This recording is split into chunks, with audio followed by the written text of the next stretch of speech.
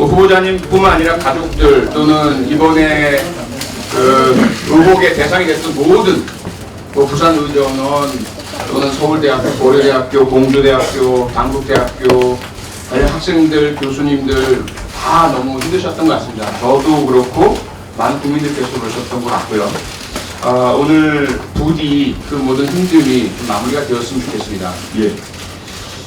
일단 오늘의 의미를 조금 크게 좀 보고 시작을 했으면 좋겠습니다. 한번 PPT를 봐주시면은요. 20일간의 보도량을 분석을 해봤습니다. 노무현 전 대통령 당시 소위 논두렁식의 보도 이후 20일, 그리고 황교안 당시 법무장관 후보자 지명 이후 20일, 현재 조국 법무장관 후보자 지명 이후 20일. 보도량이 뭐 비교를 못할 정도로 너무 많죠. 12만 7천 건이라는 것은 가히 뭐 기록적이라고 볼 수 있는데요. 물론 여기엔 여러 가지 이유가 있을 수 있습니다. 그걸 다 말씀드리긴 그렇고요. 다만 흘러간 양상을 보아하면 저는 이 효과가 혼란으로 이어졌다. 대단히 심각한 혼란이다. 도대체 우리가 뭘 하고 있는지를 안개와 먼지, 흙먼지 혹은 뭐 과거 제가 어렸을 때 소독차에서 뿌려지는 연기 같은 곳에 다 감춰져 있는 느낌이다.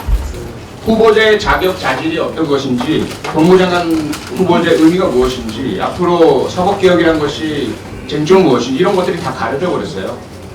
다음은 넘기세요.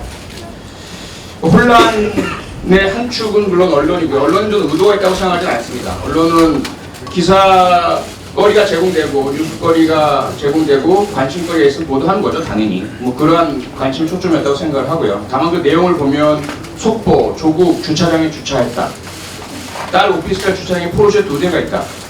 의전원 앞 자취방 다녀간 딸. 뭐 이러한 자극적이면서 이미지를 훼손시키는 보도들이 많이 이어졌고요. 검찰의 압수수색 역시 정말 이례적 아닙니까?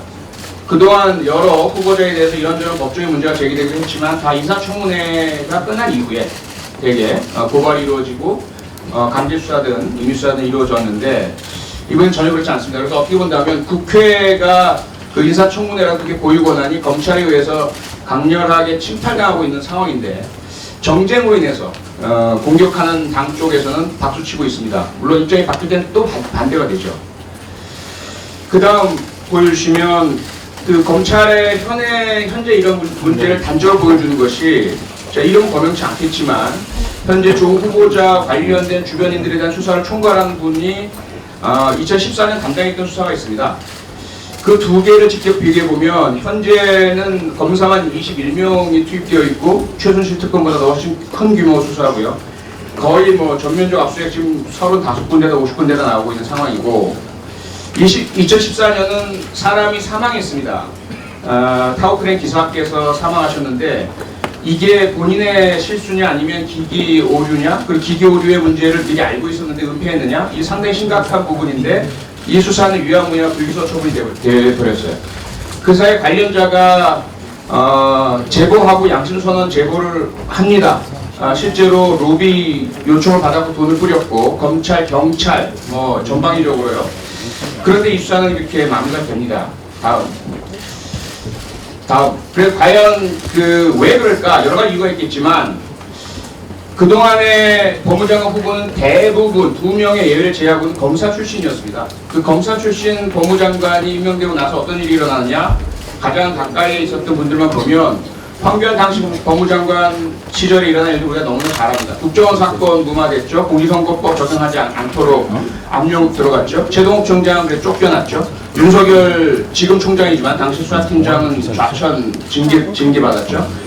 그리고 현재 우리나라를 힘들게 만드는 강제징용 판결, 이 판결의 연기, 사법농단 이거 역시 무관하지 않습니다. 권재준 당시 법무장관 역시 마찬가지죠. 이명박 BBK 사건 무마가 되었습니다. 그리고 국정원 민간인 사찰 입막음 행해졌습니다. 다음 넘어가시죠. 쭉 보면 아까 말씀드린 것처럼 강금실 천정배 2분을 제외하고는 다 검사 출신들입니다. 이러다 보니 다음 검찰에서는 도저히 조국은 안 된다. 지명 초기부터 제가 들은 이야기입니다. 많은 분이 들으셨고요. 그 다음에 이제 일어난 이 엄청난 12만 건의 보도를 보니까 이렇게 많아요, 의혹이. 그래서 한번 소고법을 적용시켜 봤습니다. 다음. 후보자가 아닌 천안과 우천 관련된 것 제거해봤으면 이렇게 됩니다. 그 다음에 동생 의혹을 제거해봤어요. 이렇게 남습니다. 다음. 그 다음에 부인 의혹 제거해봤어요. 이렇게 남습니다. 다음. 그 다음에 딸 의혹 제거하니까 없어요. 후보자에 대해서는 어떠한 지금 검증이나 비판이나 규명 작업이 이루어지지 않고요. 주변만 때리고 가족 망신주고 흠집내서 어쨌든 인사청문회 전에 사임시키겠다는 의도가 너무 명백해 보입니다. 과연 이러한 그 분위기, 혼란, 이것은 우리가 분명히 인지한 상태에서 그렇다고 해서 후보자나 가족의 의혹 무시하자는 얘기 아닙니다. 철저히 규명해야 합니다. 답변을 충실해 주시고요. 문제가 있다면 당연히 책임지셔야 합니다. 그런 각오도 있으시죠? 예, 다음. 과연 그렇다면 그 안개와 혼란을 걷어낸 뒤에 있는 것은 무엇일까? 왜 그러면 조국 후보자는 당연히 예견은 가능했을 텐데 그렇게 비판도 많이 하시고 공격도 많이 하시고 SNS로 개혁의 상징인 것처럼 나서고 검찰 비판하시고요. 사법개혁에 대해서 다양한 이야기 하셨는데 그에 대한 반격과 공격, 검찰의 이러한 총체적인 조직적인 반격 당연히 예상됐을 텐데 도대체 왜 이 후보자 수락을 하셨습니까? 저는 그 학자 또는 학자로서 정치식인으로서 정치적 민주화에 관심을 많이 가졌고 정치적 민주화의 핵심이 권력기관 개혁이라고 생각했습니다. 권력기관 개혁 중에서 국정원이나 군대나 이런 부분 민주화 이후에 많이 개혁이 되었는데 민주화 이후에도 검찰개혁만큼은 제대로 이루어지지 못했다.